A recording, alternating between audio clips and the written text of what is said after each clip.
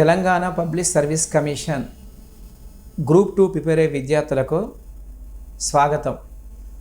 ఈరోజు మనం చర్చించుకునే అంశము పేపర్ 2లో పార్ట్ బిలో అంతర్భాగంగా ఇండియన్ పాలిటీ సంబంధించి 3rd చాప్టర్ డిస్కస్ చేసుకుంటాం.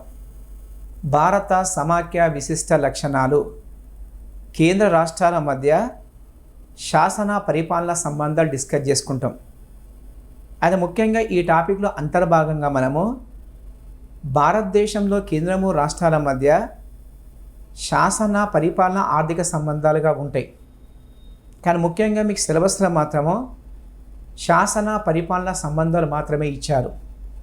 అయినప్పుడు విద్యార్థులు సమాఖ్య వ్యవస్థ లక్షణాలు డిస్కస్ చేసుకోవాలి, శాసన సంబంధాలు డిస్కస్ చేసుకోవాలి. అదేవిధంగా తప్పకుండా మీరు పరిపాలన ఆర్థిక సంబంధాలకు డిస్కస్ చేసుకోవాలి. ఆర్థిక సంబంధాల టాపిక్లో అంతర్భాగం కాకున్నప్పటికీ కొన్నిసార్లు ఎగ్జామ్లో వచ్చే అవకాశం ఉంది.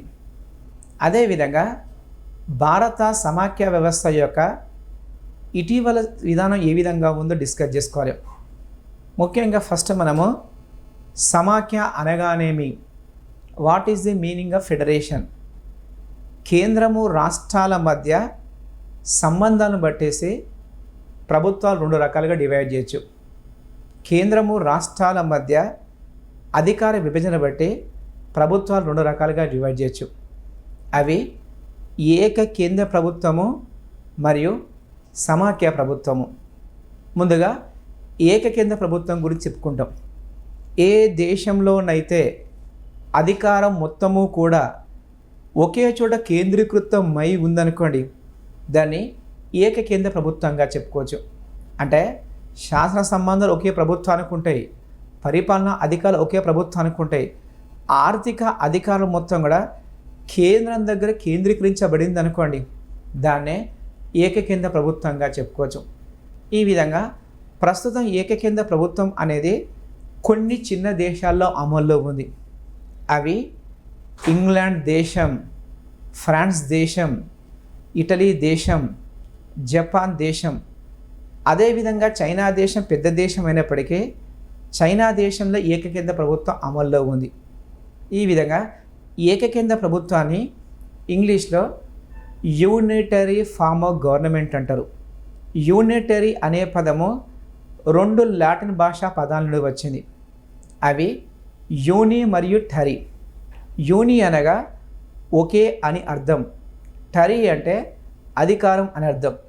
అంటే ఏ దేశంలోనైతే అధికారం మొత్తము కూడా ఒకే చోట కేంద్రీకృతమై ఉందనుకోండి, దాన్ని ఏకకేంద్ర ప్రభుత్వంగా చెప్పుకోవచ్చు. అదేవిధంగా రెండవది సమాఖ్య ప్రభుత్వం. ముఖ్యంగా మీ సిలబస్లో అంతర్భాగంగా సమాఖ్య విశిష్ట లక్షణాల టాపిక్ ఉంది. సమాఖ్య వ్యవస్థను ఇంగ్లీష్లో ఫెడరేషన్ అంటారు, లేదా ఫెడరల్ ఫార్మ్ ఆఫ్ గవర్నమెంట్గా చెప్పుకోవచ్చు. ముందుగా సమాఖ్య అనగానేమి, ఏ దేశంలోనైతే అధికారము కేంద్రము రాష్ట్రాల మధ్య విభజించబడి ఉందనుకోండి, దాన్ని సమాఖ్య ప్రభుత్వంగా చెప్పుకోవచ్చు.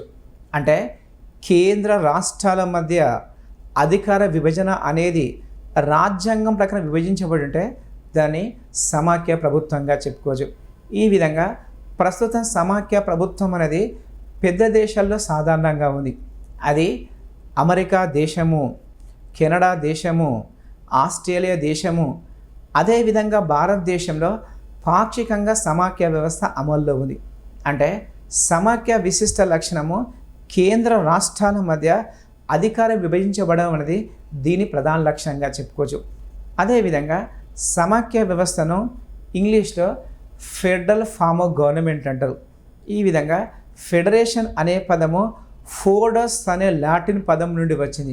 ఫోడస్ అంటే ఒప్పందంగా చెప్పుకోవచ్చు, అంటే అగ్రిమెంట్గా చెప్పుకోవచ్చు. ఈ విధంగా సమాఖ్య వ్యవస్థ అనేది ఒప్పందం ద్వారా ఏర్పడే ప్రభుత్వంగా చెప్పుకోవచ్చు. ఈ విధంగా అధికారం ఒకే చోట కేంద్రీకరించబడితే ఏకకేంద్ర ప్రభుత్వం అంటారు, మరియు అధికారం వికేంద్రీకరించబడితే సమాఖ్య ప్రభుత్వంగా చెప్పుకోవచ్చు. ఈ విధంగా ప్రపంచంలో మొత్తం 2 మోడల్స్ ఉన్నాయి. అదేవిధంగా ప్రపంచంలో ముఖ్యంగా మొట్టమొదటి సమాఖ్య వ్యవస్థ తీసుకుంటే అది ఆధునిక కాలంలో అమెరికా సమాఖ్య అనేది మొట్టమొదటి సమాఖ్యగా చెప్పుకోవచ్చు. అమెరికా దేశానికి 1776 సంవత్సరము జూలై 4వ తారీఖు నాడు స్వాతంత్రం వచ్చింది.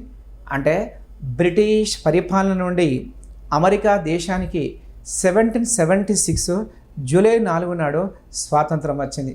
అదేవిధంగా అమెరికా స్వాతంత్రం వచ్చినప్పుడు అమెరికా దేశంలో మొత్తము 13 రాజ్యాలు ఉండేది. ఈ 13 రాజ్యాలు ప్రత్యేకంగా సమావేశమై సమాఖ్య వ్యవస్థ ఏర్పాటు చేశారు. చివరికి 1787 సంవత్సరంలో ఈ 13 రాజ్యాలు కలయిక వల్ల అమెరికా సంయుక్త రాష్ట్రాలు ఏర్పడాయి.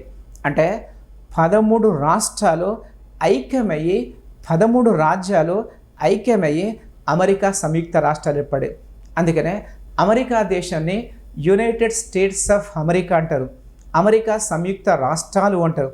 అంటే 13 రాజ్యాల కలయిక వల్ల అమెరికా సమాఖ్య వ్యవస్థ ఏర్పడింది. ఇది ఆధునిక కాలంలో ఏర్పడిన మొట్టమొదటి సమాఖ్యగా చెప్పుకోవచ్చు. ప్రస్తుతము అమెరికా సమాఖ్యలో మొత్తము 50 రాష్ట్రాలు ఉన్నాయి. ముఖ్యంగా ఇటీవల కొన్ని ఎగ్జామ్లో బిట్టు వచ్చింది. అది అమెరికా దేశంలో అత్యంత పెద్ద రాష్ట్రము ఏంటిది, లేదా అమెరికా దేశంలో అత్యంత చిన్న రాష్ట్రము ఏదని చెప్పేసి కొన్ని ఎగ్జామ్లో బిట్టు వచ్చింది. అమెరికా దేశంలో మొత్తం 50 రాష్ట్రాలు ఉంటే అలాస్కా రాష్ట్రము అనేది అత్యంత పెద్ద రాష్ట్రంగా చెప్పుకోవచ్చు. అదేవిధంగా రోడ్స్ ద్వీపం అనేది అతి చిన్న రాష్ట్రంగా చెప్పుకోవచ్చు. ఇది కామన్ మీకు ఏంటంటే స్టాక్ జీకే కింద కొన్నిసార్లు ఎగ్జామ్లో వచ్చే అవకాశం ఉంది. అదేవిధంగా ప్రపంచంలో సమాఖ్య వ్యవస్థ పరిశీలిస్తే అంటే సమాఖ్య ఏ విధంగా ఏర్పడిందో ప్రస్తుతం డిస్కస్ చేస్తాం. ముఖ్యంగా సమాఖ్య వ్యవస్థ అనేది 3 రకాలు ఏర్పడే అవకాశం ఉంది. అవి మొదటి రకము ఐక్యత ద్వారా ఏర్పడవచ్చు, 2 విచ్చిత్ ద్వారా ఏర్పడవచ్చు, 3 ఐక్యత విచ్చిత్ ద్వారా ఏర్పడవచ్చు. ఈ విధంగా సమాఖ్య ఏర్పడడానికి ప్రత్యేకంగా 3 పద్ధతులు ఉన్నాయి. వీటిని ప్రస్తుతం డిస్కస్ చేసుకుంటాం. ఒకటి ఐక్యత ద్వారా, అంటే ప్రపంచంలో కొన్ని సమాఖ్యలు యూనిఫికేషన్ ద్వారా ఏర్పడది. అనగా చిన్న చిన్న రాజ్యాలుగా ఉన్నది, బలహీనంగా ఉన్న రాజ్యాలు వాటి యొక్క రక్షణ కొరకు, వాటి యొక్క అభివృద్ధి కొరకు ఐక్యంగా ఏర్పాటు కావడాన్ని ఐక్యత ద్వారాగా చెప్పుకోవచ్చు. ఈ విధంగా అమెరికా దేశం అనేది ఐక్యత ద్వారా ఏర్పడిన సమాఖ్యకు ఉదాహరణగా చెప్పుకోవచ్చు. అంటే ఇంతకుముందు చెప్పుకున్నట్టు 13 రాజ్యాల కలయిక వల్ల, 13 రాష్ట్రాల కలయిక వల్ల అమెరికా సంయుక్త రాష్ట్రం ఏర్పడింది. అంటే ఈరోజు ఇంగ్లాండ్ వాళ్ళు పరిపాలించు, రేపు మరో వాళ్ళు పరిపాలించవచ్చు అని చెప్పేసి అమెరికా దేశ రాజ్యాంగ పరిషత్ సభ్యులు ఫిలడెల్ఫియా సమావేశమై అమెరికా సంయుక్త రాష్ట్రం ఏర్పాటు చేసింది. మేబీ మీకు ఎగ్జామ్లో క్వశ్చన్ రావచ్చు. అంటే అమెరికా సంయుక్త రాష్ట్రము అనేది సమాఖ్య వ్యవస్థగా ఏ సమావేశంలో ఏర్పాటు చేయబడిందంటే ఫిలడెల్ఫియా సమావేశంలో అమెరికా సంయుక్త రాష్ట్రాలు ఏర్పడే. 2 విచ్చిత్ ద్వారా, అంటే ప్రపంచంలో కొన్ని సమాఖ్య దేశాలు డిస్ట్రక్షన్ విచ్చిత్ ద్వారా ఏర్పడిన సమాఖ్యలు ఉన్నాయి. దీనికి కెనడా దేశాన్ని ఎగ్జాంపుల్ చేసుకోవచ్చు. అంటే భౌగోళికంగా పెద్దగా ఉన్న దేశాన్ని పరిపాలనా సౌలభ్యం కొరకు కొన్ని రాష్ట్రాలుగా డివైడ్ చేస్తారు. ఈ విధంగా కొన్ని రాష్ట్రాలుగా విభజించేసి సమాఖ్య వ్యవస్థ ఏర్పాటు చేస్తారు. ఇది పరిపాలనా సౌలభ్యం కొరకు ఏర్పాటు చేసిన వ్యవస్థగా చెప్పుకోవచ్చు. ఈ విధంగా కెనడా దేశము అనేది ప్రపంచంలో 2వ అతిపెద్ద దేశంగా ఉన్నది. అదేవిధంగా కెనడా దేశం అనేదాన్ని పరిపాలనా సౌలభ్యం కొరకు రాష్ట్రాలుగా డివైడ్ చేసి విచ్చిత్ ద్వారా సమాఖ్య వ్యవస్థ ఏర్పాటు చేశారు. తర్వాత 3వ పద్ధతి ఐక్యత విచ్చితి అంటారు. దీన్నే యూనిటీ డిస్ట్రక్షన్ అంటారు. అంటే ఫస్ట్ కామన్గా ఏంటంటే చిన్న చిన్న రాజ్యాలుగా ఉన్న ప్రాంతాలను ఫస్ట్ ఐక్యం చేస్తారు. తర్వాత పరిపాలనా సౌలభ్యం కొరకు రాష్ట్రాలుగా డివైడ్ చేస్తారు. ఇది యూనిటీ ప్లస్ డిస్ట్రక్షన్ ద్వారా ఏర్పడిన సమాఖ్యకు భారత సమాఖ్యను ఉదాహరణ చెప్పుకోవచ్చు. ముఖ్యంగా మనందరి తెలుసు 1947 సంవత్సరంలో భారతదేశ స్వాతంత్రం వచ్చినప్పుడు భారతదేశంలో ముఖ్యంగా 3 రకాల ప్రాంతాలు ఉన్నాయి. అంటే స్వదేశీ సంస్థానాలు ఉన్నాయి, సంపూర్ణ రాష్ట్రాలు ఉన్నాయి. అదేవిధంగా చీఫ్ కమిషనర్ పరిపాలించే కేంద్రపాలిత ప్రాంతాన్ని. తద్వారా లార్డ్ మౌంట్ బాటన్ ప్లాన్ ప్రకారము భారతదేశం అనే దాన్ని 2 ముక్కలు చేసిరు. అంటే ఒకదాన్ని భారతదేశంగా డివైడ్ చేశారు, మరో దాన్ని పాకిస్తాన్గా డివైడ్ చేశారు.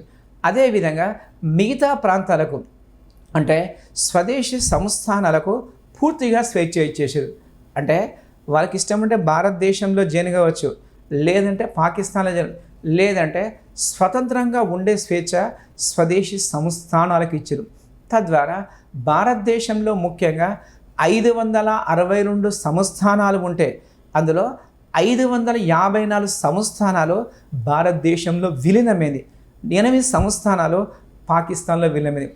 ఈ విధంగా స్వదేశీ సంస్థానాలను భారతదేశంలో విలీనం చేసిన ఘనత అప్పటి హోంశాఖ మంత్రి సర్దార్ వల్లభాయ్ పటేల్ దక్కుతుంది. అందుకనే సర్దార్ వల్లభాయ్ పటేల్ను ఇండియన్ బిస్మార్క్ అంటారు మరియు విలీన హీరోగా చెప్పుకోవచ్చు. అంటే 554 సంస్థానాలు భారతదేశంలో విలీనం కావడానికి సర్దార్ వల్లభాయ్ పటేల్ మూలకారకుడిగా చెప్పుకోవచ్చు. ఈ విధంగా భారతదేశం కామన్గా ఏంటంటే 554 సంస్థానాలు, అప్పుడు ఉన్న రాష్ట్రాలు, అప్పుడు ఉన్న చీఫ్ కమిషనర్ ప్రాంతం, దీన్ని మొత్తం క్లబ్ చేస్తూ ఒక ఐక్యతా దేశంగా ఏర్పడింది, విశాల దేశంగా ఏర్పడింది. తర్వాత పరిపాలనా సౌలభ్యం కొరకు దీన్ని రాష్ట్రాలుగా డివైడ్ చేశారు. ఈ విధంగా భారత రాజ్యాంగం ఏర్పాటు చేసినప్పుడు భారతదేశంలో ప్రాంతాలను 4 భాగాలుగా డివైడ్ చేశారు. అంటే ఏ భాగంలో మాత్రమో సంపూర్ణ రాష్ట్రాలు 9 ఉండేవి, మరియు బి భాగంలో మాత్రము స్వదేశీ సంస్థానాలు 9 చేర్చారు, మరియు సి భాగంలో 10 కేంద్రపాలిత ప్రాంతాలు చేర్చారు. డి భాగంలో అండమాన్ నికోబార్ ప్రాంతాన్ని మరియు ఆక్రమిత ప్రాంతాన్ని అక్వైర్డ్ ప్రావిన్సెస్ను 4వ భాగంలో చేర్చారు. ఈ విధంగా ఇక మన టాపిక్ ఏంటంటే భారత సమాఖ్య వ్యవస్థ అనేది ఫస్ట్ ఐక్యతా ప్రకారము విశాల భారతదేశం ఏర్పాటు చేశారు. తర్వాత పరిపాలనా సౌలభ్యం కొరకు రాష్ట్రాల గుర్తింపు కొరకు ప్రత్యేకంగా రాష్ట్రాలు ఏర్పాటు చేశారు. ఈ విధంగా ఐక్యత విచ్చిత ప్రకారము ఏర్పాటు చేసే సమాఖ్యకు భారత సమాఖ్య ఎగ్జాంపుల్గా చెప్పుకోవచ్చు. ఈ విధంగా ప్రపంచంలో సమాఖ్య వ్యవస్థలో 3 రకాలుగా ఏర్పడుతుందని చెప్పేసి మనం డిస్కస్ చేసుకున్నాం. ప్రస్తుతము భారత సమాఖ్య యొక్క లక్షణాలు డిస్కస్ చేసుకుంటాం. అయితే వాస్తవానికి ఏంటంటే భారత రాజ్యాంగంలో ఎక్కడా కూడా సమాఖ్య అనే పదం లేదు, అంటే ఫెడరేషన్ అనే పదం ఎక్కడా లేదు. ఇది గతంలో చాలా ఎగ్జామ్లో బిట్టు వచ్చింది. అంటే భారత రాజ్యాంగంలో సమాఖ్య ఎక్కడా ఉందని చెప్పేసి గతంలో ఎగ్జామ్లో బిట్టు వచ్చింది. అక్కడ వాళ్ళు ఇచ్చిన ఆన్సర్ ఏంటంటే 7వ షెడ్యూల్లో ఉన్నది, 11వ భాగంలో ఉన్నది, 12వ భాగంలో ఉన్నది, 5 కాదని చెప్పేసి ఎగ్జామ్లో బిట్టు ఇచ్చింది. ఇక్కడ ఆన్సర్ 5 కాదు. అంటే భారత రాజ్యాంగంలో ఎక్కడా కూడా సమాఖ్య అనే పదం లేదు, కానీ సమాఖ్య స్ఫూర్తి మాత్రం ఉంది. అంటే కేంద్రము రాష్ట్రాల మధ్య అధికార విభజన అనేది భారత రాజ్యాంగంలో చాలా చోట్ల ప్రత్యేకంగా చేర్చారు. ముఖ్యంగా ఆర్టికల్ 1లో కానీ, 7వ షెడ్యూల్లో కానీ, 11వ భాగంలో కానీ, 12వ భాగంలో ఈ 4 చోట్ల సమాఖ్య స్ఫూర్తి కనిపిస్తుంది. అంటే సమాఖ్య లక్షణాలు కనిపిస్తుంది, కానీ సమాఖ్య పదం మాత్రము భారత రాజ్యాంగం లేదు. ముఖ్యంగా భారత రాజ్యాంగంలో ఆర్టికల్ 1లో రాష్ట్రాల ఐక్యత అనే పదం ఉంది. దీన్నే యూనియన్ ఆఫ్ స్టేట్స్ పదంగా చెప్పుకోవచ్చు. ఈ బిట్ గతంలో చాలాసార్లు ఎగ్జామ్లో వచ్చింది. అంటే భారత రాజ్యాంగం ప్రకారము భారతదేశం అనేది ఆన్సర్ ఇచ్చిండు. అక్కడ ఏ రాష్ట్రాల సమైక్యత, రాష్ట్రాల ఐక్యత, రాష్ట్రాల విచ్ఛిత్తి 5 కాదని చెప్పేసి ఎగ్జామ్లో బిట్ ఇచ్చిండు. ఇక్కడ ఆన్సరు రాష్ట్రాల ఐక్యత ఆన్సర్. అంటే భారతదేశంలో రాష్ట్రాలు ఉన్నాయి, కానీ మొత్తం యూనిట్గా ఉండదని చెప్పేసి యూనియన్ ఆఫ్ స్టేట్స్ అనే పదాన్ని రాజ్యాంగంలో ప్రత్యేకంగా ప్రస్తావించదు. అంటే సమాఖ్య అనే పదం మాత్రము ప్రత్యేకంగా లేదు. ఇక్కడ ఆర్టికల్ 1లో ముఖ్యంగా టెరిటరీ ఆఫ్ ఇండియా అనే పదం ఉంటుంది, మరియు యూనియన్ ఆఫ్ ఇండియా అనే పదం ఉంటుంది. అంటే ఆర్టికల్ 1 విశిష్టత ఏంటంటే 1వ ఆర్టికల్లో ముఖ్యంగా భారతదేశ నామం గురించి ఉన్నది, భారతదేశంలో రాష్ట్రాలు ఉన్నాయి, భారతదేశంలో కేంద్రపాలిత ప్రాంతాల గురించి 1వ ఆర్టికల్ ఉంది. అదేవిధంగా 1వ ఆర్టికల్ యూనియన్ ఆఫ్ స్టేట్స్ అనే పదం ఉంది. దీనితో పాటు ముఖ్యంగా territory of India, union of India అనే పదం 2 ప్రత్యేకంగా ప్రస్తావించరు. ఇక్కడ యూనియన్ ఆఫ్ ఇండియా అంటే మీనింగ్ భారతదేశంలో ప్రస్తుతం ఉన్న 29 రాష్ట్రాలు అంతర్భాగం. అంటే కేంద్ర స్థాయిలో భారత పార్లమెంట్లో సంపూర్ణ అధికారం అనుభవిస్తున్న 29 రాష్ట్రాలు యూనియన్ ఆఫ్ ఇండియాలో అంతర్భాగంగా చెప్పుకోవచ్చు. అదేవిధంగా టెరిటరీ ఆఫ్ ఇండియా అంటే మాత్రము భారతదేశంలో ముఖ్యంగా కేంద్రంలో అధికారం పంచుకుంటున్న మొత్తము 29 రాష్ట్రాలు వస్తాయి మరియు 7 కేంద్రపాలిత ప్రాంతాలు వస్తాయి. భవిష్యత్తులో భారతదేశము ఏమైనా ప్రాంతాలు ఆక్రమిస్తే ఆక్రమిత ప్రాంతాలు అక్వైర్డ్ ప్రావిన్సెస్ అనేది కూడా ఇందులో అంతర్భాగంగా చెప్పుకోవచ్చు. ఈ విధంగా యూనియన్ ఆఫ్ ఇండియా అనే పదం కంటే టెరిటరీ ఆఫ్ ఇండియా అనే పదము మరీ విస్తృతమైనదిగా చెప్పుకోవచ్చు. అంటే యూనియన్ ఆఫ్ ఇండియా అనే పదంలో కేవలము సంపూర్ణ 29 రాష్ట్రాలు వస్తాయి, కానీ టెరిటరీ ఆఫ్ ఇండియాలో మొత్తము రాష్ట్రాలు వస్తాయి, కేంద్రపాలిత ప్రాంతాలు వస్తాయి, ఆక్రమిత ప్రాంతాలు కూడా టెరిటరీ ఆఫ్ ఇండియాలో అంతర్భాగంగా చెప్పుకోవచ్చు. ఈ విధంగా భారత రాజ్యాంగ ఆర్టికల్ 1 గురించి ప్రత్యేకంగా చర్చించుకున్నాం. ప్రస్తుతము భారత రాజ్యాంగంలో సమాఖ్య పదం ఎక్కడా లేదని చెప్పుకున్నాం. అయితే 1994 సంవత్సరంలో సుప్రీంకోర్టు సమాఖ్య అనేది భారత మౌలిక రాజ్యాంగంలో అంతర్భాగమని సుప్రీంకోర్టు తీర్పు చెప్పింది. అంటే 1994 సంవత్సరంలో ఎస్ఆర్ బొమ్మై కేసులో భారత సుప్రీంకోర్టు సమాఖ్య అనేది భారత రాజ్యాంగం యొక్క మౌలిక సిద్ధాంతంలో అంతర్భాగం అని చెప్పేసి సుప్రీంకోర్టు తీర్పు ఇచ్చింది. ఇక మనం గమనించవలసింది అంటే ఎస్ఆర్ బొమ్మై కేసు గురించి గతంలో కొన్నిసార్లు ఎగ్జామ్లో బిట్టు వచ్చేది. అంటే ఎస్ఆర్ బొమ్మై కేసు దేనికి సంబంధించి అని చెప్పేసి గతంలో బిట్టు వచ్చింది. ఇక్కడ ఎస్ఆర్ బొమ్మై కేసు అనేది ఒకటి సమాఖ్య వ్యవస్థ సంబంధించి, 2 లౌకిక తత్వం సంబంధించి, 3వది భారతదేశంలో ముఖ్యంగా రాష్ట్రపతి పాలన సంబంధించింది ఎస్ఆర్ బొమ్మై కేసుగా చెప్పుకోవచ్చు. దీన్ని రాష్ట్రపతి పాలన అప్పుడు ప్రత్యేకంగా డిస్కస్ చేస్తాం. అయితే ఇక్కడ మన టాపిక్ ఏంటంటే మీకు ఎగ్జామ్లో బిట్ రావచ్చు. అంటే ఏ కేసులో భారత సుప్రీంకోర్టు సమాఖ్య అనేది భారత రాజ్యాంగం యొక్క మౌలిక సిద్ధాంతంలో అంతర్భాగం అని చెప్పిందని ఎగ్జామ్లో బిట్ వస్తే ఎస్ఆర్ బొమ్మై కేసులో సుప్రీంకోర్టు జడ్జిమెంట్ ఇచ్చింది. ఈ విధంగా రాజ్యాంగంలో ఎక్కడా కూడా సమాఖ్య అనే పదం లేదు, కానీ సమాఖ్య మౌలిక పునాది అని చెప్పేసి ఎస్ఆర్ బొమ్మై కేసులో సుప్రీంకోర్టు జడ్జిమెంట్ ఇచ్చింది. అదేవిధంగా భారత సమాఖ్య అనేది ఏ దేశ సమాఖ్యను పోలి ఉంటుందని చెప్పేసి కొన్నిసార్లు ఎగ్జామ్లో బిట్టు వచ్చింది. అంటే వాస్తవమైన భారత సమాఖ్య వ్యవస్థ అనేది సంపూర్ణ సమాఖ్య కాదు. అంటే ఇంగ్లాండ్ రాజ్యాంగ లక్షణాలు ఉన్నాయి, అమెరికా రాజ్యాంగ లక్షణాలు ఉన్నాయి. అంటే ఇంగ్లాండ్లో ఏకకేంద్ర ప్రభుత్వంలోని కొన్ని అంశాలు స్వీకరించినాం. అదేవిధంగా అమెరికా దేశంలో సమాఖ్య లక్షణాలు కొన్ని స్వీకరించినాం. తద్వారా రెండిటి సమ్మేళనంగా భారత సమాఖ్య వ్యవస్థ అనేది కెనడా దేశ సమాఖ్యను పోలి ఉంటుంది. మనకు గతంలో కొన్నిసార్లు ఎగ్జామ్లో బిట్టు వచ్చింది. అంటే భారత సమాఖ్య వ్యవస్థ అనేది ఏ దేశ సమాఖ్యను పోలి ఉంటుందంటే కెనడా సమాఖ్యను పోలి ఉంటుంది. అంటే మామూలు సందర్భంలో మాత్రము కేంద్రము రాష్ట్రాల మధ్య అధికారం విభజించబడి ఉంటుంది, కానీ అత్యవసర పరిస్థితుల కాలంలో భారతదేశం పూర్తిగా ఏక కేంద్ర ప్రభుత్వంగా మారే అవకాశం ఉంటుంది. ఇది కెనడా సమాఖ్యలో ఉన్న ప్రత్యేక ప్రాముఖ్యతగా చెప్పుకోవచ్చు. ఈ సిస్టాన్ని భారతదేశం స్వీకరించింది. అదేవిధంగా కొన్నిసార్లు ఎగ్జామ్లో బిట్టు వచ్చింది. అంటే భారత రాజ్యాంగంలో సమాఖ్య వ్యవస్థ అనే విధానాన్ని ఎక్కడి నుండి స్వీకరించామని చెప్పేసి కొన్నిసార్లు ఎగ్జామ్లో బిట్టు వచ్చింది. దీనికి ఆన్సరు భారత ప్రభుత్వ చట్టము 1935 నుండి. అంటే 1935 సంవత్సరంలో బ్రిటిష్ వారు పరిపాలించినప్పుడు ఇండియన్ గవర్నమెంట్ యాక్ట్ చేసిరు. ఇది ప్రస్తుత భారత రాజ్యాంగానికి దాదాపు 70% మూలాధారంగా చెప్పుకోవచ్చు. తద్వారా 1935 చట్టం నుండి సమాఖ్య అనే విధానాన్ని భారత రాజ్యాంగం స్వీకరించింది. ఇక్కడ గమనించవలసింది ఏంటంటే భారత సమాఖ్య వ్యవస్థను మాత్రము 35 చట్టం నుండి స్వీకరించడం. అదేవిధంగా భారత సమాఖ్య వ్యవస్థ అనేది ఏ దేశ సమాఖ్యను పోలి ఉంటుందంటే అది కెనడా సమాఖ్య, గుర్తుంచుకొని. ఈ బిట్టు గతంలో కొన్నిసార్లు వచ్చింది. ప్రస్తుతము భారత సమాఖ్య యొక్క లక్షణాలు డిస్కస్ చేసుకుంటాం. అంటే భారత రాజ్యాంగం ప్రకారం ముఖ్యంగా ఏకకేంద్ర లక్షణాలు ఉన్నాయి, సమాఖ్య లక్షణాలు ఉన్నాయి.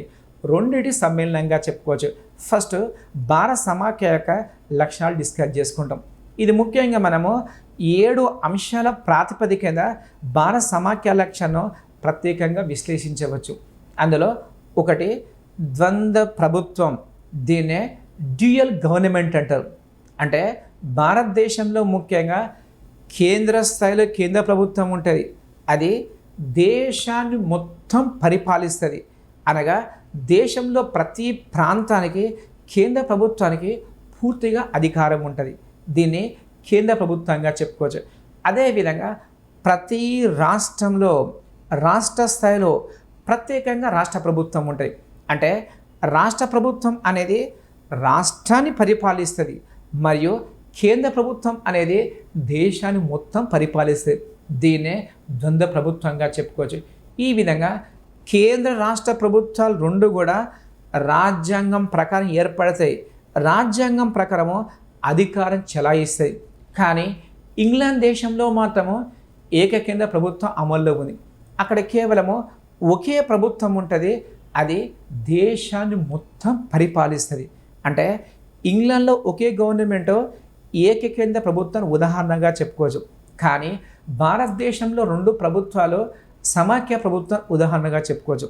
రెండవది అధికార విభజన, దీన్నే డివిజన్ ఆఫ్ పవర్స్ అంటారు. అంటే భారత సమాఖ్య వ్యవస్థలో అధికారాలు కేంద్ర రాష్ట్రాల మధ్య స్పష్టంగా విభజించబడింది. దీని గురించి 7వ షెడ్యూల్ ప్రత్యేకంగా పేర్కొన్నారు. అంటే కేంద్ర అధికార పరిధి ఏంటిది, రాష్ట్రాల అధికార పరిధి ఏంటిది, ఒకవేళ ఉమ్మడిగా ఏం అధికారం ఉంటుంది, ప్రతి అంశం గురించి 7th షెడ్యూల్లో ప్రత్యేకంగా ప్రస్తావించారు. ఈ విధంగా అధికార విభజన అనేది భారత సమాఖ్య యొక్క మరో లక్ష్యంగా చెప్పుకోవచ్చు. అదేవిధంగా 3వ లక్షణము లిఖిత రాజ్యాంగం. అంటే భారత సమాఖ్య మరో లక్షణము రిటర్న్ కాన్స్టిట్యూషన్గా చెప్పుకోవచ్చు. ముఖ్యంగా ప్రపంచంలో సమాఖ్య వ్యవస్థలో రాజ్యాంగాలు తప్పకుండా లిఖితబద్ధంగా ఉండాలి. అంటే కేంద్రము రాష్ట్రాల మధ్య కానీ రాష్ట్రము రాష్ట్రాల మధ్య కానీ ఏమైనా వివాదం వస్తే లిఖిత రాజ్యాంగం అనేది ప్రత్యేకంగా పరిష్కరిస్తుంది. అంటే లిఖిత రాజ్యాంగంలో ప్రతి అంశం వ్రాయబడి ఉంటుంది. తద్వారా కేంద్రము రాష్ట్ర ప్రభుత్వాలు వాటి అధికార పరిధిలో పరిపాలించుకునే అవకాశము ప్రత్యేకంగా కల్పించబడుతుంది. అదేవిధంగా 4వ లక్షణం తీసుకుంటే దృఢ రాజ్యాంగము అంటారు. దీన్నే రిజిడ్ కాన్స్టిట్యూషన్ అంటారు. అంటే రాజ్యాంగం సవరించే పద్ధతిని బట్టి 2 రకాలుగా చెప్తారు. ఒకదాన్నో దృఢ రాజ్యాంగము అంటారు, రెండోది అదృఢ రాజ్యాంగం అంటారు. అంటే ఏ దేశ రాజ్యాంగాన్ని అయితే సవరించిన కష్టంగా ఉందో దాన్నే దృఢ రాజ్యాంగంగా చెప్పుకోవచ్చు. అదేవిధంగా ఏ దేశ రాజ్యాంగాన్ని అయితే సవరించే విధానము అత్యంత సులభంగా ఉందనుకోండి, దాన్ని అదృఢ రాజ్యాంగంగా చెప్పుకోవచ్చు. ఈ విధంగా భారత రాజ్యాంగం అనేది దృఢ అదృఢ సమ్మేళనంగా చెప్పుకోవచ్చు. అంటే కొన్ని అంశాల్లో మాత్రము అత్యంత సులభంగా సవరిస్తాం, కొన్ని అంశాలను మాత్రము కష్టంగా సవరిస్తాం. అయితే భారత రాజ్యాంగంలో ఉన్న దృఢ లక్షణం అనేది భారత సమాఖ్య యొక్క మరో లక్ష్యంగా చెప్పుకోవచ్చు.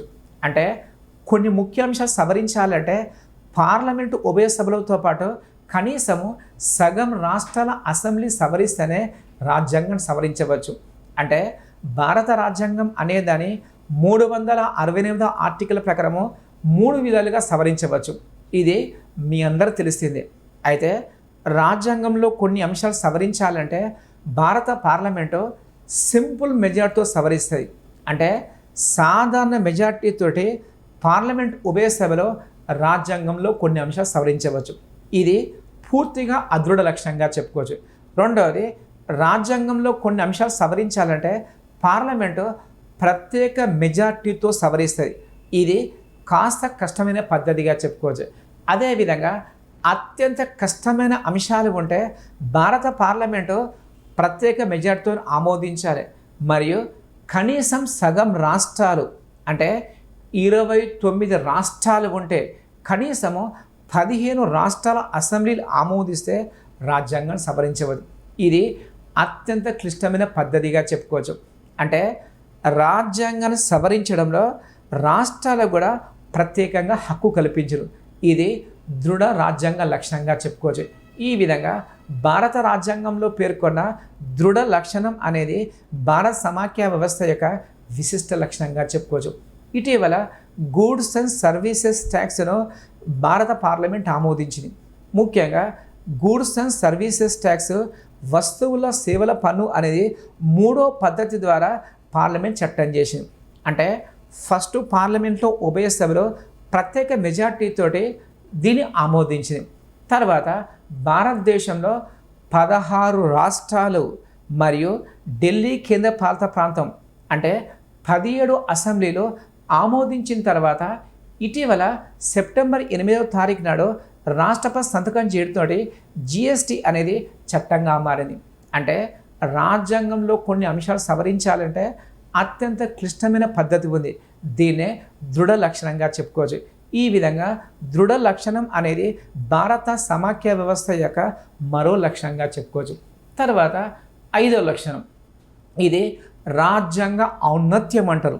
దీన్నే సుప్రమసీ ఆఫ్ ఇండియన్ కాన్స్టిట్యూషన్ అంటారు. అంటే భారతదేశంలో కేంద్ర ప్రభుత్వం ఉంది, రాష్ట్రంలో రాష్ట్ర ప్రభుత్వం ఉంది, ప్రత్యేకంగా కేంద్ర పాలిత ప్రాంతాలు ఉన్నాయి. అయితే ఏది ముఖ్యమని చెప్పేసి ప్రశ్న వచ్చినప్పుడు అన్నింటికన్నా ముఖ్యమైనది భారత రాజ్యాంగం. అంటే కేంద్రం మీద ఆధిపత్యం చెలాయిస్తుంది, రాష్ట్రం మీద ఆధిపత్యం చెలాయిస్తుంది. ముఖ్యంగా భారతదేశంలో ప్రతి పరిపాలన విధానంలో, ప్రతి చట్ట నిర్మాణంలో రాజ్యాంగం అనేది ఔన్నత్యం కనిపిస్తుంది. ఈ విధంగా భారత సమాఖ్య యొక్క మరో లక్షణము రాజ్యాంగ ఔన్నత్యంగా చెప్పుకోవచ్చు. తర్వాత 6వ లక్షణము స్వతంత్ర న్యాయ వ్యవస్థ. దీన్నే ఇండిపెండెంట్ జ్యుడిషియరీ అంటారు. ముఖ్యంగా భారతదేశంలో సుప్రీంకోర్టు సర్వస్వతంత్రంగా ఏర్పడ్డది. అంటే రాజ్యాంగబద్ధంగా విధులు సర్వస్వతంత్రంగా నిర్వహిస్తుంది. ముఖ్యంగా భారతదేశంలో ప్రభుత్వాంగాలు 3 రకాలు ఉన్నాయి. ఒకటోది శాసన నిర్మాణ శాఖ. దీన్నే లెజిస్లేచర్ అంటారు. అంటే భారతదేశం కావాల్సిన శాసనాలను చేసే అధికారము శాసన నిర్మాణ శాఖకు ఉంటుంది. దీన్ని భారతదేశంలో పార్లమెంట్ అంటున్నాం. అదేవిధంగా కార్యనిర్వాహక శాఖ, దీన్నే ఎగ్జిక్యూటివ్ అంటారు. అంటే శాసన నిర్మాణ శాఖ అనేది చట్టాలు చేసిందనుకోండి, దాన్ని అమలు చేసే అధికారము కార్యనిర్వాహక శాఖకు ఉంటుంది. ఇది భారతదేశంలో మంత్రిమండలి ప్రభుత్వ ఉద్యోగులు కార్యనిర్వాహక శాఖలో అంతర్భాగంగా చెప్పుకోవచ్చు. అదేవిధంగా 3వ ప్రభుత్వాంగము న్యాయశాఖ అంటారు. దీన్నే జ్యుడిషియల్ వ్యవస్థగా చెప్పుకోవచ్చు. అంటే మిగతా 2 ప్రభుత్వాంగాలు రాజ్యాంగబద్ధంగా పోతున్నాయా, రాజ్యాంగ వ్యతిరేకంగా పోతున్నాయి. ఒకవేళ రాజ్యాంగ వ్యతిరేకంగా పోయినప్పుడు దాన్ని అడ్డుకునే అధికారము న్యాయశాఖకు ఉంది. అదేవిధంగా భారతదేశంలో న్యాయశాఖ ఏ శాఖ కిందికి రాదు. అంటే అటు కేంద్ర పార్లమెంటు కానీ, అటు మంత్రిమండలి కానీ నియంత్రణ ఉండక స్వతంత్రంగా నిర్ణయాలు తీసుకుంటుంది. అంటే భారత రాజ్యాంగం ప్రకారము లభించిన అధికారాలను న్యాయశాఖ నిర్వహిస్తుంది. అదేవిధంగా భారతదేశంలో న్యాయ స్వతంత్రత భారత సమాఖ్య యొక్క మరో లక్ష్యంగా చెప్పుకోవచ్చు. ముఖ్యంగా సమాఖ్య వ్యవస్థలో కేంద్ర రాష్ట్రాల మధ్య వివాదాలు వచ్చే అవకాశం ఉంది, లేదా రాష్ట్రాల మధ్య వివాదం వచ్చేది కాదు. తద్వారా ఈ వివాదాల పరిష్కారానికి న్యాయశాఖకు పూర్తి స్వతంత్రం కల్పించు. తర్వాత చివరి 7వ లక్షణము ద్విసభా విధానము. దీన్నే ద్వంద్వ సభా విధానం అంటారు, లేదా బైకామరల్ లెజిస్లేచర్గా చెప్పుకోవచ్చు. ముఖ్యంగా భారతదేశంలో కేంద్ర స్థాయిలో ద్వంద్వ సభా విధానం ఉంది. అంటే ఏ దేశ పార్లమెంటులో 2 సభలు ఉండి రెండు సభలు శాసన నిర్మాణంలో భాగస్థులేననుకోండి, దాన్నే ద్విసభా విధానంగా చెప్పుకోవచ్చు. ఈ విధంగా భారతదేశంలో కేంద్ర స్థాయిలో ద్వంద్వ సభ విధానం అనేదాన్ని 1919వ సంవత్సరంలో మాంటే చెమ్స్ఫర్డ్ చట్టం ప్రకారము భారతదేశంలో ఏర్పాటు చేశారు. అదేవిధంగా 1935వ సంవత్సరము భారత ప్రభుత్వ చట్టం ప్రకారము రాష్ట్ర స్థాయిలో ద్విసభా విధానం ఏర్పాటు చేశారు. ఇక్కడ విద్యార్థులు గమనించాలి, అంటే భారతదేశంలో శాసనమండలి సంబంధించి చరిత్ర పరిశీలిస్తే, అంటే ఫస్ట్ టైం శాసనమండలి అనేది 1853వ సంవత్సరంలో 4వ చార్టర్ చట్టం ప్రకారం ఏర్పడది. అంటే శాసనమండలి ఏర్పాటు అనేది 1853లో ఏర్పడది. అదేవిధంగా 1919వ సంవత్సరంలో కేంద్రంలో మొట్టమొదటిసారిగా ద్విసభా విధానం ఏర్పాటు చేసింది. దీన్నే బైకామరల్ లెజిస్లేచర్గా చెప్పుకోవచ్చు. తర్వాత రాష్ట్రాల్లో ద్విసభా విధానం మాత్రము 1935 చట్టం ప్రకారం ఏర్పాటు చేసింది. ఈ విధంగా స్వతంత్ర భారతదేశంలో మాత్రము కేంద్రంలో పార్లమెంట్లో 2 సభలు ఉంటాయి. ఇది తప్పకుండా ఉండవలసిన అంశము, మ్యాండేటరీ అంశంగా చెప్పుకోవచ్చు. కానీ రాష్ట్ర స్థాయిలో మాత్రము ఐచ్ఛిక అంశంగా వదిలిపెట్టిరు. అంటే రాష్ట్రాల అసెంబ్లీ తీర్మానం ప్రకారము భారత పార్లమెంటు ఒక రాష్ట్రంలో ఏకసభ ఏర్పాటు చేయొచ్చు లేదా ద్విసభ ఏర్పాటు చేయొచ్చు. ఈ విధంగా ప్రస్తుతం భారతదేశంలో కేంద్రంలో 2 ఛాంబర్స్ ఉన్నాయి. తర్వాత రాష్ట్ర స్థాయిలో మాత్రము 7 రాష్ట్రాల్లో 2 సభలు ఉన్నాయి. అయితే ఇక మన టాపిక్ ఏంటంటే భారత సమాఖ్య లక్షణాల అంతర్భాగంగా ద్విసభా విధానం అనేది మరో లక్షణంగా చెప్పుకోవచ్చు. అంటే పార్లమెంట్లో ఎగువ సభ, రాజ్యసభ అనేది రాష్ట్రాలకు ప్రాతినిధ్యం వహిస్తుంది. దీన్నే రాష్ట్రాల సభగా చెప్పుకోవచ్చు లేదా కౌన్సిల్ ఆఫ్ స్టేట్స్ అంటారు. అదేవిధంగా దిగువ సభ లోక్సభ అనేది ప్రజాసభగా చెప్పుకోవచ్చు. దీన్నే పీపుల్స్ హౌస్ అంటారు. అంటే లోక్సభ అనేది ప్రజలకు ప్రత్యక్షంగా ప్రాతినిధ్యం వహిస్తుంది. అంటే ప్రజలచే ఎన్నికైన సభ్యులు లోక్సభలో ఉండే ప్రజాగళాన్ని అక్కడ వినిపిస్తారు. అదేవిధంగా రాజ్యసభ సభలను రాష్ట్రాల అసెంబ్లీలు ఎన్నుకుంటాయి. అంటే రాష్ట్రాల గళాన్ని పార్లమెంట్లో వినిపించడానికి రాజ్యసభ ఏర్పాటు చేశారు. ఈ విధంగా భారత సమాఖ్య వ్యవస్థలో ముఖ్యంగా ఈ 7 లక్షణాలు ముఖ్య లక్షణాలుగా చెప్పుకోవచ్చు. ఇక్కడ మరికొన్ని అంశాలు డిస్కస్ చేస్తే, అంటే అమెరికా దేశంలో ముఖ్యంగా సంపూర్ణ సమాఖ్య దేశంగా చెప్పుకోవచ్చు. అంటే గతంలో ప్రపంచంలో ముఖ్యంగా సంపూర్ణ సమాఖ్య దేశంగా సోవియట్ రష్యా దేశం ఉండే. సోవియట్ రష్యా దేశము 1917వ సంవత్సరంలో ఏర్పాటు చేశారు. ఇది 1991వ సంవత్సరంలో 15 ముక్కలుగా చీలిపోయింది. తద్వారా సోవియట్ రష్యా పతనం తర్వాత ప్రస్తుతం ప్రపంచంలో సంపూర్ణ సమాఖ్య దేశంగా అమెరికా దేశం ఉంది. అయితే అమెరికా సమాఖ్యలో ఉన్న కొన్ని లక్షణాలు భారత సమాఖ్య వ్యవస్థలో మనకు కనిపించాయి. అంటే అమెరికా దేశం నుండి కొన్ని స్వీకరించినప్పటికీ కొన్ని భారతదేశ అనుకూలంగా ముఖ్యంగా వాటి పూర్తిగా విస్మరించరు. ముఖ్యంగా అమెరికా సమాఖ్య వ్యవస్థలో ద్వంద్వ రాజ్యాంగాలు ఉన్నాయి, పౌరసత్వం ఉంది మరియు ద్వంద్వ న్యాయ వ్యవస్థ అనేది అమెరికా సమాఖ్యలో ఉన్న ముఖ్య లక్షణంగా చెప్పుకోవచ్చు. అంటే అమెరికా దేశంలో ముఖ్యంగా కేంద్రంలో రాజ్యాంగం ఉంటుంది మరియు 50 రాష్ట్రాలకు ప్రత్యేకంగా రాజ్యాంగాలు ఉంటాయి. దీన్నే ద్వంద్వ రాజ్యాంగంగా చెప్పుకోవచ్చు. కానీ భారతదేశంలో ఆ విధంగా కాకుండా కేవలము జమ్మూ అండ్ కాశ్మీర్ రాష్ట్రం మినహా, జమ్మూ కాశ్మీర్ రాష్ట్రం తప్ప భారతదేశంలో అన్ని రాష్ట్రాలకు ఒకే రాజ్యాంగం ఉంది. అదే భారత రాజ్యాంగంగా చెప్పుకోవచ్చు. ఈ విధంగా జమ్మూ అండ్ కాశ్మీర్ రాష్ట్రానికి ఆర్టికల్ 370 ప్రకారము కొన్ని ప్రత్యేక పరిస్థితుల వల్ల ప్రత్యేకంగా రాజ్యాంగం ఏర్పాటు చేశారు. కానీ అమెరికా దేశంలో మాత్రము కేంద్రానికి వేరే రాజ్యాంగం ఉంటుంది మరియు ప్రతి రాష్ట్రానికి ప్రత్యేకంగా రాజ్యాంగం ఉంటుంది. అంటే ద్వంద్వ రాజ్యాంగం అనే విధానాన్ని మనము పూర్తిగా విస్మరించినాం. తర్వాత అమెరికా దేశంలో పౌరసత్వం ఉంటుంది. అంటే అమెరికా దేశంలో పుట్టిన వ్యక్తికి అమెరికా పౌరసత్వం వస్తుంది. అదేవిధంగా ఆ రాష్ట్ర పౌరసత్వం వస్తుంది. దీన్నే ద్వంద్వ పౌరసత్వంగా చెప్పుకోవచ్చు, డ్యూయల్ సిటిజన్షిప్ అంటారు. కానీ భారతదేశంలో కేవలము ఏక పౌరసత్వం ఉన్నది. అంటే నువ్వు ఏపీలో పుట్టు, తెలంగాణ పుట్టు, తమిళ రాష్ట్రం పుట్టు, కేవలము భారత పౌరసత్వం అనేది భారతదేశంలో లభిస్తాయి. అయితే ఇక్కడ మరో ఎగ్జంప్షన్, అంటే జమ్మూ అండ్ కాశ్మీర్ రాష్ట్రాన్ని మాత్రము ద్వంద్వ పౌరసత్వం ఉంది. అంటే కాశ్మీర్ రాజ్యాంగం ప్రకారము జమ్మూ కాశ్మీర్లో పుట్టిన వ్యక్తికి జమ్మూ కాశ్మీర్ పౌరసత్వం లభిస్తుంది, భారత పౌరసత్వం లభిస్తుంది.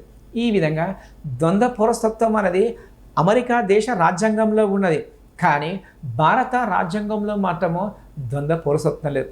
అదేవిధంగా ద్వంద్వ న్యాయ వ్యవస్థ, దీన్నే డ్యూయల్ జ్యుడిషియర్షిప్గా చెప్పుకోవచ్చు.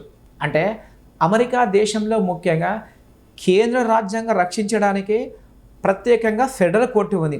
అదేవిధంగా ప్రతి రాష్ట్రానికి రాష్ట్ర రాజ్యాంగం రక్షించడానికి ప్రత్యేకంగా సుప్రీంకోర్టు ఉంది. అంటే అమెరికా దేశంలో రాష్ట్రంలో ఉన్నదాన్ని సుప్రీంకోర్టు అంటారు. తర్వాత జాతీయ స్థాయిలో ఉన్నదాన్ని ఫెడరల్ కోర్టుగా చెప్పుకోవచ్చు. కానీ భారతదేశంలో ఆ విధంగా కాకుండా ద్వంద్వ న్యాయ వ్యవస్థ లేదు. భారతదేశంలో ఏకీకృత న్యాయ వ్యవస్థ ఉంది. దీన్నే ఇంటిగ్రేటెడ్ జ్యుడిషియల్ సిస్టమ్గా చెప్పుకోవచ్చు. అంటే జాతీయ స్థాయిలో మాత్రము సుప్రీంకోర్టు ఉంటుంది, అది దేశాన్ని మొత్తం సంబంధించి తీర్పులు ఇస్తుంది. తర్వాత దాని కింది స్థాయిలో ప్రతి రాష్ట్రానికి ప్రత్యేకంగా హైకోర్టు ఉంటుంది. అంటే సుప్రీంకోర్టు కింద హైకోర్టు పనిచేయవలసి ఉంటుంది. మరియు హైకోర్టు కింది స్థాయిలో జిల్లా కోర్టు ఉంటుంది, జిల్లా కోర్టు కింది స్థాయిలో సబ్ కోర్టు ఉంటుంది, సబ్ కోర్టు కింది స్థాయిలో మున్సిఫ్ కోర్టు ఉంటుంది, మున్సిఫ్ కోర్టు కింది స్థాయిలో న్యాయ పంచాయతీ అనే వ్యవస్థ ఉంటుంది. అంటే భారతదేశంలో ముఖ్యంగా ఏకీకృత న్యాయ వ్యవస్థ ఉంటుంది, కానీ అమెరికా దేశంలో మాత్రము ద్వంద్వ న్యాయ వ్యవస్థ ఉంటుంది. ఈ విధంగా అమెరికా రాజ్యాంగంలో ఉన్న ఈ 3 అంశాలను మనము పూర్తిగా విస్మరించేసి భారత సమాఖ్య వ్యవస్థ ఏర్పాటు చేసాం. అవి మనం డిస్కస్ చేసుకున్నాం. ఒకటోదో ద్వంద్వ పౌరసత్వం లేదు, రెండోదో ద్వంద్వ రాజ్యాంగం లేదు, మూడోది ద్వంద్వ న్యాయ వ్యవస్థ అనేది భారత రాజ్యాంగంలో మనము వాటిని స్వీకరించదు.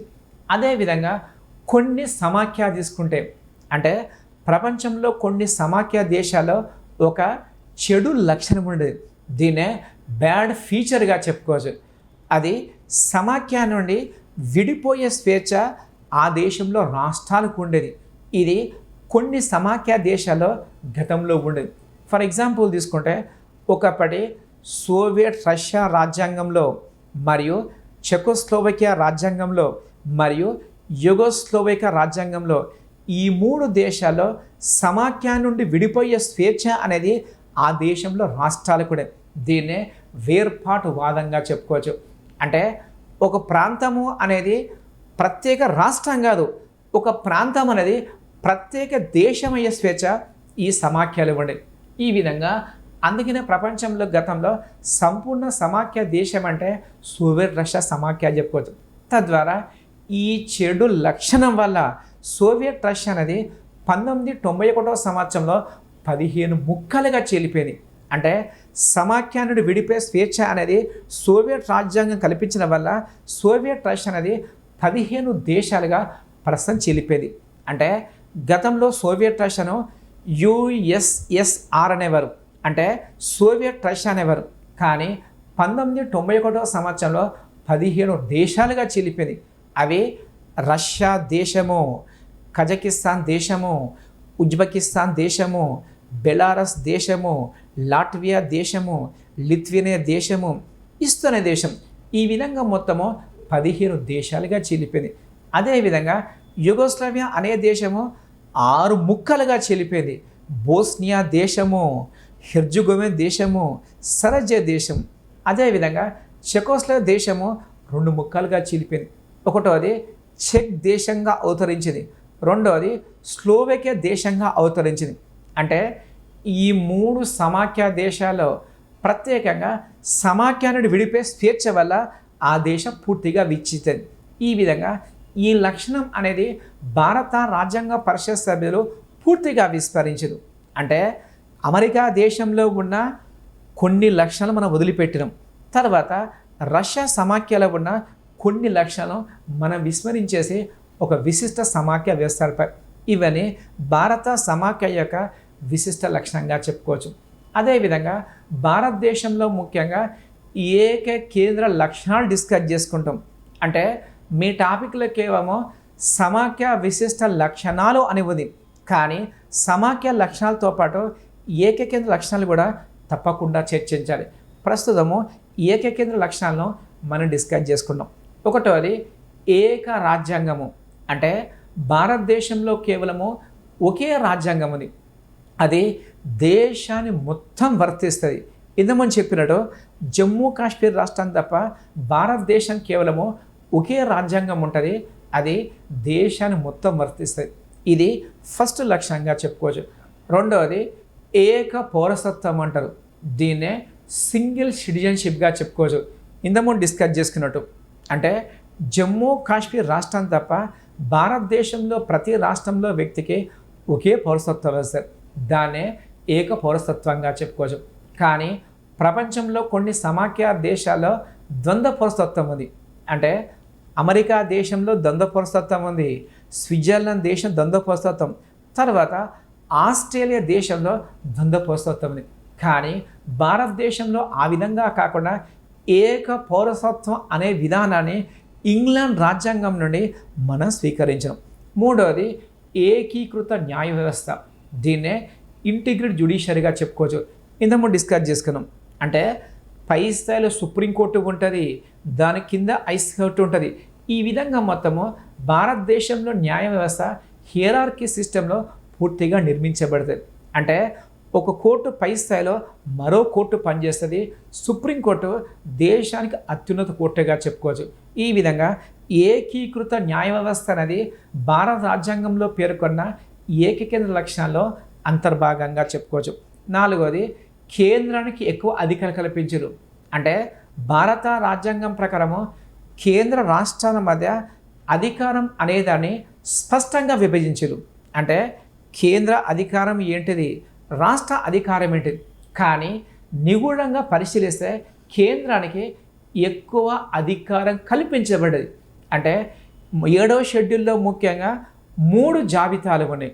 అవి కేంద్ర జాబితా, దీన్ని యూనియన్ లిస్ట్ అంటారు. ఇందులో ప్రారంభంలో 97 అంశాలు ఉంటే ప్రస్తుతం 100 అంశాలు ఉన్నాయి.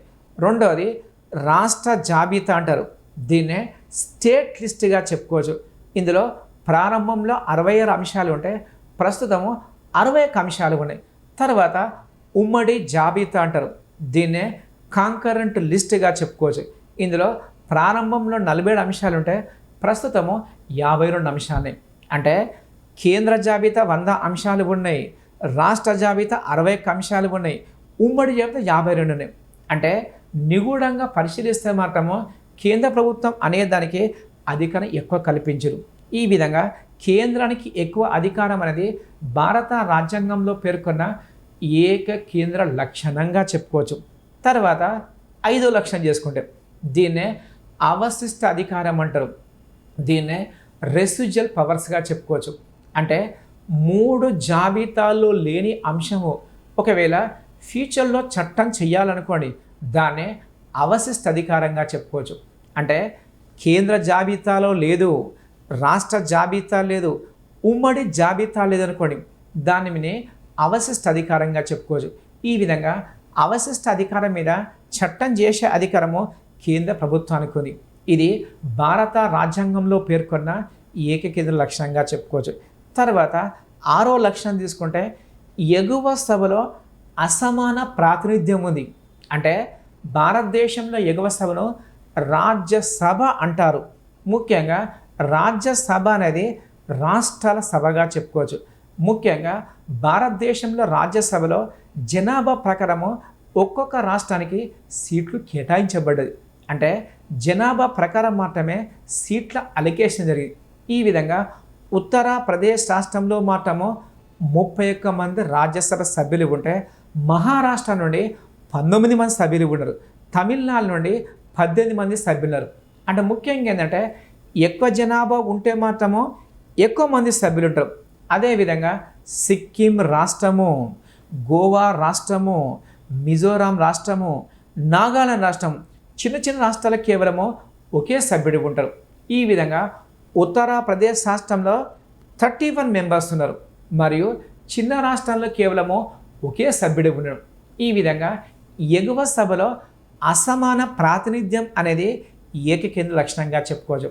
కానీ అమెరికా దేశంలో ఈ విధంగా లేదు.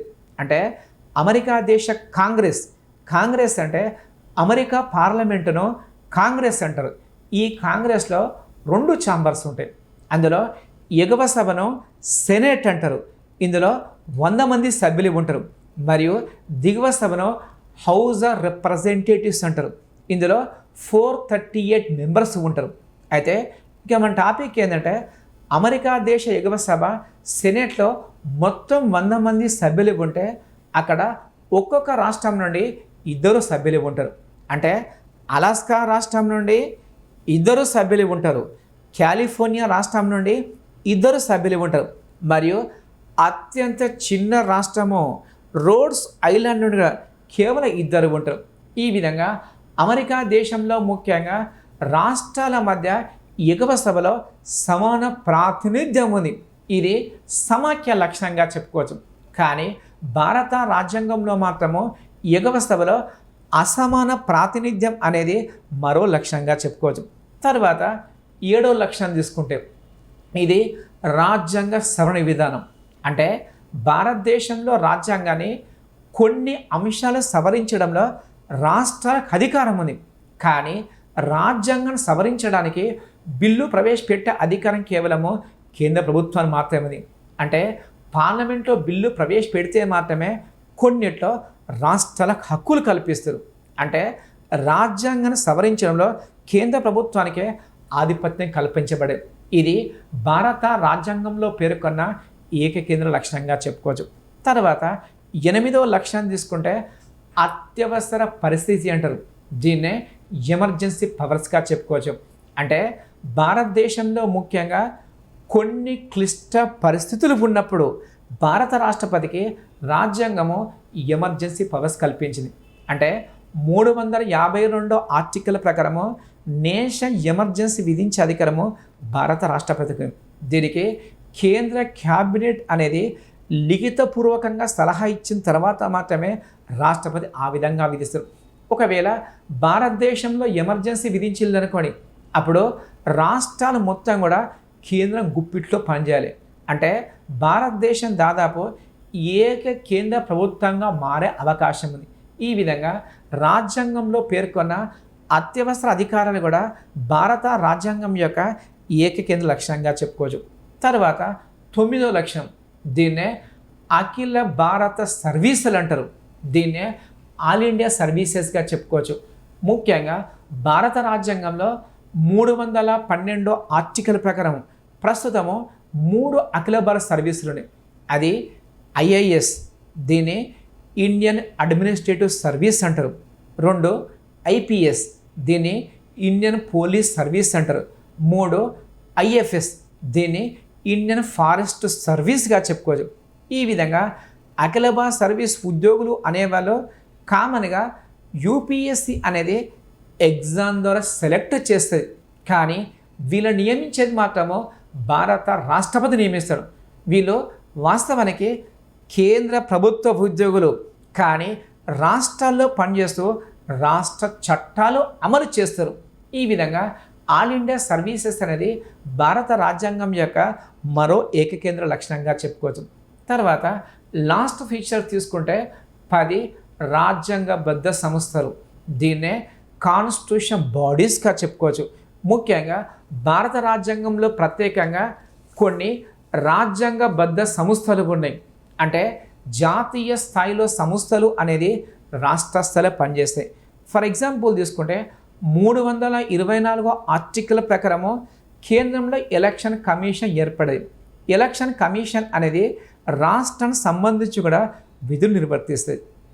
అంటే రాష్ట్రంలో ఎమ్మెల్యే ఎలక్షన్స్, రాష్ట్రంలో ఎమ్మెల్యే సెలక్షన్స్, ఈ మొత్తం కూడా కేంద్ర ఎలక్షన్ కమిషన్ నిర్వహిస్తుంది. అదేవిధంగా రాష్ట్రంలో ప్రత్యేకంగా ఎన్నికల అధికారి ఉంటాడు, ఎలక్టరల్ ఆఫీసర్ ఉంటాడు. ఇతన్ని కేంద్ర ప్రధాన ఎన్నికల కమిషనర్ నియమిస్తాడు. ఈ విధంగా ఎలక్షన్ కమిషన్ అనేది భారతదేశంలో ఏకకేంద్ర లక్షణం ఉదాహరణగా చెప్పుకోవచ్చు. తర్వాత 148వ ఆర్టికల్ ప్రకారము కేంద్రంలో కంట్రోలర్ అండ్ ఆడిటర్ జనరల్ ఇతన్నే కాగ్గా చెప్పుకోవచ్చు. అంటే కేంద్ర రాష్ట్ర ప్రభుత్వాల యొక్క ఖాతాలు తనిఖీ చేయడానికి కాగ్ వ్యవస్థ ఏర్పాటు చేసింది. ఈ విధంగా ప్రత్యేకంగా మనకు ఎలక్షన్ కమిషన్ కానీ లేదా కాగ్ వ్యవస్థ కానీ మరియు యూనియన్ పబ్లిక్ సర్వీస్ కమిషన్ కూడా కేంద్ర స్థాయిలో ఉండే రాజ్యాంగబద్ధ సంస్థలుగా చెప్పుకోవచ్చు. ఇవన్నీ భారత రాజ్యాంగంలో పేర్కొన్న ఏకకేంద్ర లక్షణంగా చెప్పుకోవచ్చు. ప్రస్తుతం దీన్ని డిస్కస్ చేస్తాం. అంటే భారత రాజ్యాంగంలో ముఖ్యంగా సమాఖ్య లక్షణాలు ఉన్నాయి. ఏకకేంద్ర లక్షణాలని అంటే రెండిటి సమ్మేళనంగా చెప్పుకోవచ్చు. తద్వారా భారత సమాఖ్య వ్యవస్థ అనేది సంపూర్ణ సమాఖ్య దేశం కాదు. అంటే ఏకకేంద్ర లక్షణాలు ఉన్నాయి, సమాఖ్య లక్షణాలు. దీన్ని విశిష్ట సమాఖ్య వ్యవస్థగా చెప్పుకోవచ్చు. ముఖ్యంగా 1950వ సంవత్సరంలో రాజ్యాంగం తయారు చేసేటప్పుడు భారతదేశం యొక్క ఉన్న పరిస్థితి దృష్ట్యా ఈ విధంగా విశిష్ట సమాఖ్య వ్యవస్థను భారతదేశంలో ఏర్పాటు చేసింది. ఇక్కడ మీకు ఎగ్జామ్లో కొన్ని బిట్టు వస్తాయి. అంటే భారత సమాఖ్య వ్యవస్థ సంబంధించి కొన్ని కామెంట్స్ ఉన్నాయి, కొన్ని వ్యాఖ్యానాలు గతంలో ఎగ్జామ్లో వచ్చింది, వాటిని డిస్కస్ చేస్తాం. ఫస్ట్, భారత సమాఖ్య అనేదాన్ని అర్ధ సమాఖ్యగా పేర్కొన్నవారు అని గతంలో బిట్టు వచ్చింది. దీని ఆన్సర్ కేసి వేర్. అంటే భారత రాజ్యాంగం మీద విస్తృతంగా పరిశోధన చేసిన వ్యక్తి కేసి వేర్ అనే వ్యక్తి భారత రాజ్యాంగాన్ని అర్ధ సమాఖ్యగా పేర్కొన్నారు. దీన్నే క్వాజీ ఫెడరేషన్గా చెప్పుకోవచ్చు. ఇది గతంలో చాలాసార్లు ఎగ్జామ్లో వచ్చింది. అదేవిధంగా ఇటీవల కొన్ని ఎగ్జామ్లో మరో బిట్టు కనబడుతుంది. దీనే భారత సమాఖ్య వ్యవస్థ అనేది సహకార సమాఖ్య అని చెప్పేసి, కోఆపరేషన్ ఫెడరేషన్ అని చెప్పేసి ఎవరు వ్యాఖ్యానించారని చెప్పేసి ఇటీవల బిట్ వస్తుంది. దీనికి గ్రాన్విన్ ఆస్టిన్ అనే వ్యక్తి భారత సమాఖ్య వ్యవస్థను సహకార సమాఖ్యగా పేర్కొన్నారు. ఈ విధంగా అర్ధ సమాఖ్యగా పేర్కొన్న వ్యక్తి కేసీ వేర్ మరియు సహకార సమాఖ్యగా పేర్కొన్న వ్యక్తి గ్రాన్విన్ ఆస్టిన్గా చెప్పుకోవచ్చు. అదేవిధంగా మ్యారిస్ జోన్స్ అనే వ్యక్తి భారత సమాఖ్య వ్యవస్థను బేరమాడే సమాఖ్యగా పేర్కొన్నాడు. దీన్నే బార్గెనింగ్ ఫెడరేషన్గా చెప్పుకోవచ్చు. అంటే కొన్ని విషయాల్లో ముఖ్యంగా కేంద్రం దగ్గర రాష్ట్రాలు పూర్తిగా బార్గెనింగ్ చేస్తాయి. అంటే మరిన్ని నిధుల కొరకు కానీ లేదా ప్రత్యేక హోదా గుర్తింపు కొరకు రాష్ట్రాలు కేంద్రం దగ్గర బార్గెనింగ్ చేస్తాయి. అందుకనే మ్యారిస్ జోన్స్ అనే వ్యక్తి భారత సమాఖ్య వ్యవస్థను బేరమాడే సమాఖ్యగా పేర్కొన్నాడు. ఇది మరో కామెంట్గా చెప్పుకోవచ్చు. తర్వాత కే సంతానం అనే వ్యక్తి భారత సమాఖ్య వ్యవస్థను అత్యున్నత సమాఖ్య వ్యవస్థగా పేర్కొన్నాడు. దీన్నే సుప్రీం ఫెడరేషన్ అని చెప్పేసి కే సంతానం వ్యాఖ్యానించడం. ఇది మరో అంశంగా చెప్పుకోవచ్చు. తర్వాత పాల్ ఆపిల్ బి అనే పాలనావేత్త అనే వ్యక్తి భారత సమాఖ్య వ్యవస్థను తీవ్రమైన సమాఖ్యగా వ్యాఖ్యానించడం. అంటే ఎక్స్ట్రీమ్ ఫెడరేషన్ చెప్పేసి పాల్ ఆపిల్ బి కామెంట్ చేసాడు. ఇది మరో కామెంట్గా చెప్పుకోవచ్చు.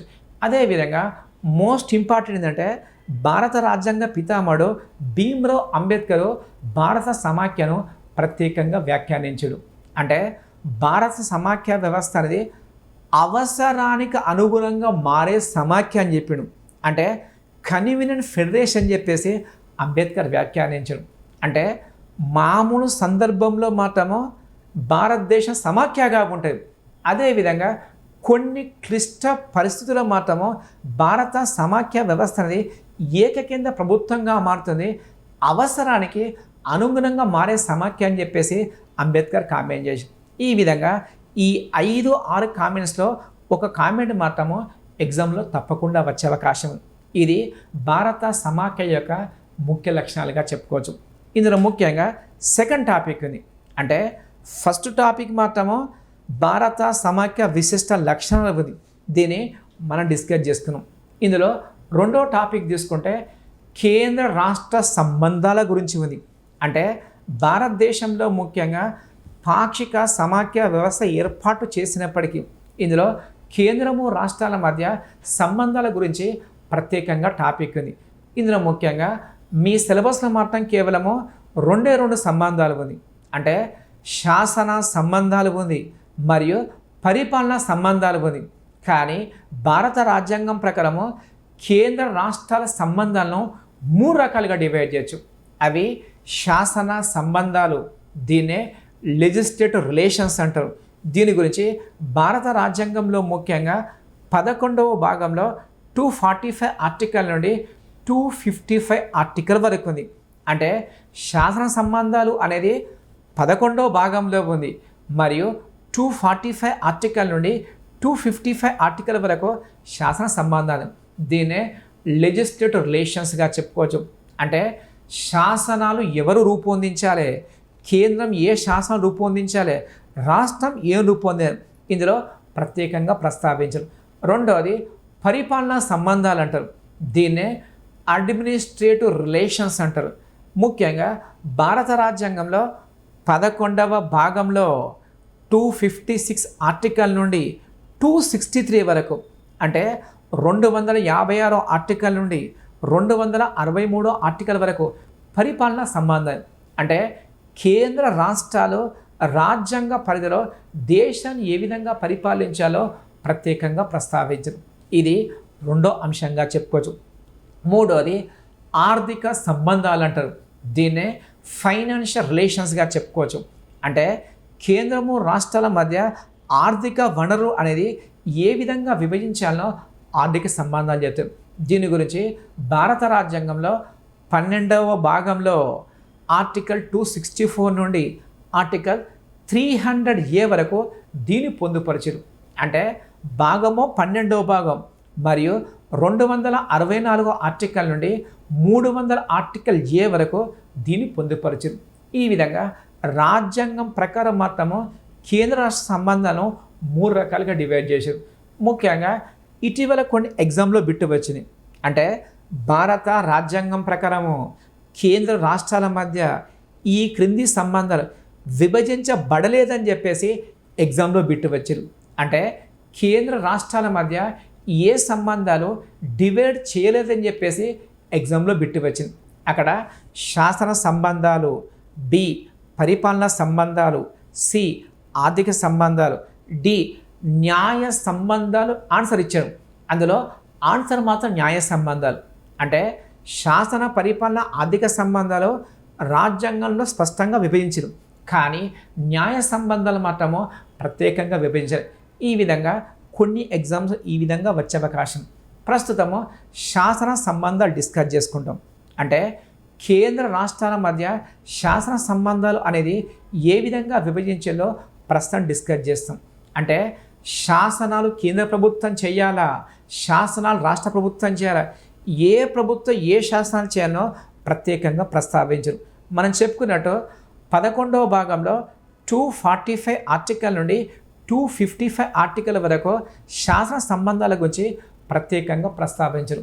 ఇందులో 245 ఆర్టికల్ ప్రకారము శాసన సంబంధాల గురించి ఫస్ట్ అంశం ఉంది. అంటే భారత పార్లమెంటు అనేది చట్టం నిర్మించే అధికారం ఉంది మరియు రాష్ట్ర స్థాయిలో రాష్ట్ర శాసన నిర్మాణ శాఖ చట్టం చేస్తుంది. అంటే కేంద్రం చట్టం చేయవచ్చు, రాష్ట్రం చట్టం చేస్తుంది. అయితే పార్లమెంట్ చట్టం చేసింది అనుకోండి, అది భారతదేశం మొత్తం వర్తిస్తుంది మరియు విదేశాల్లో ఉన్న భారతీయులే కూడా పార్లమెంట్ చేసే చట్టం వస్తుంది. దీన్నే సీమాంతేతర శాసనంగా చెప్పుకోవచ్చు.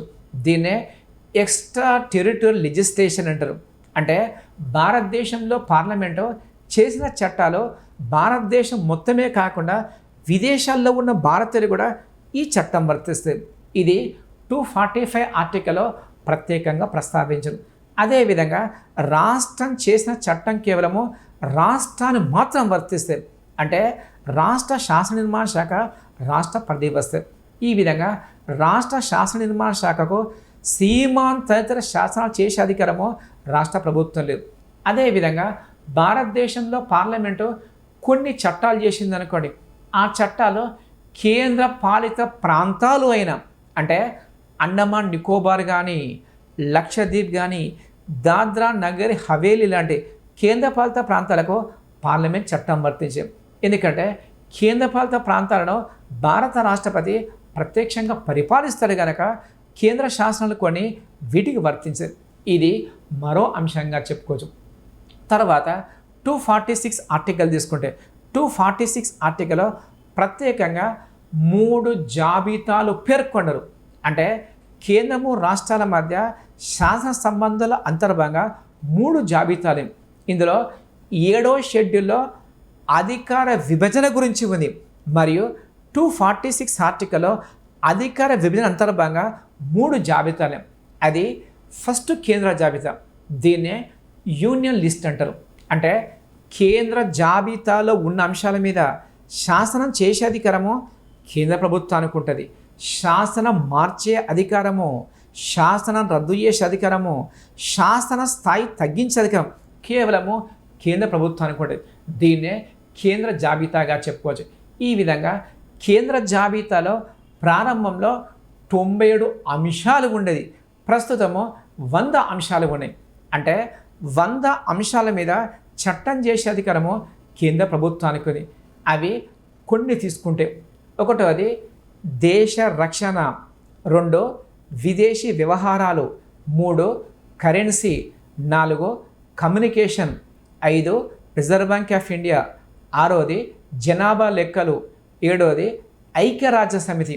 ఈ విధంగా జాతీయ స్థాయి అంశాలు కేంద్ర జాబితాలో ఉంటాయి. ఈ విధంగా 100 అంశాల మీద చట్టాలు చేసే అధికారము కేంద్ర ప్రభుత్వానికి. 2 రాష్ట్ర జాబితా అంటారు. దీన్నే స్టేట్ లిస్ట్గా చెప్పుకోవచ్చు.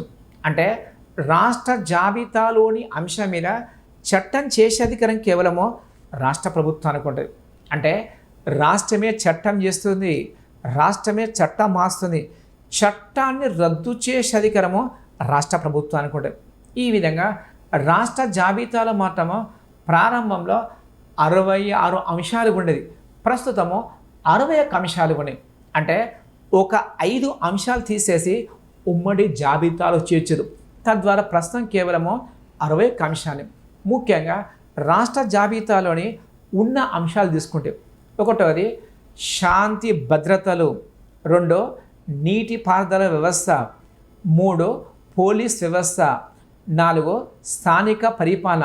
ఇలాంటి రాష్ట్ర స్థాయి ముఖ్య అంశాలు రాష్ట్ర జాబితాలో ఉంటాయి.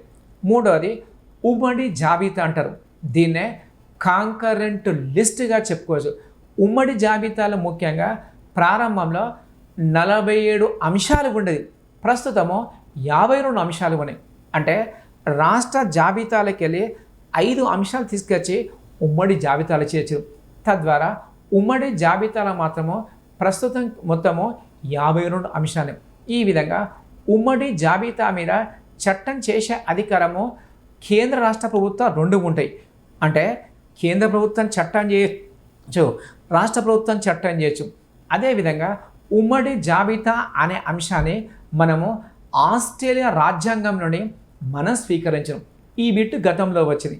అంటే ఉమ్మడి జాబితా అనే అంశాన్ని ఏ దేశ రాజ్యాంగం నుండి మనం స్వీకరించామంటే ఆస్ట్రేలియా దేశ రాజ్యాన్ని మనం స్వీకరించాం.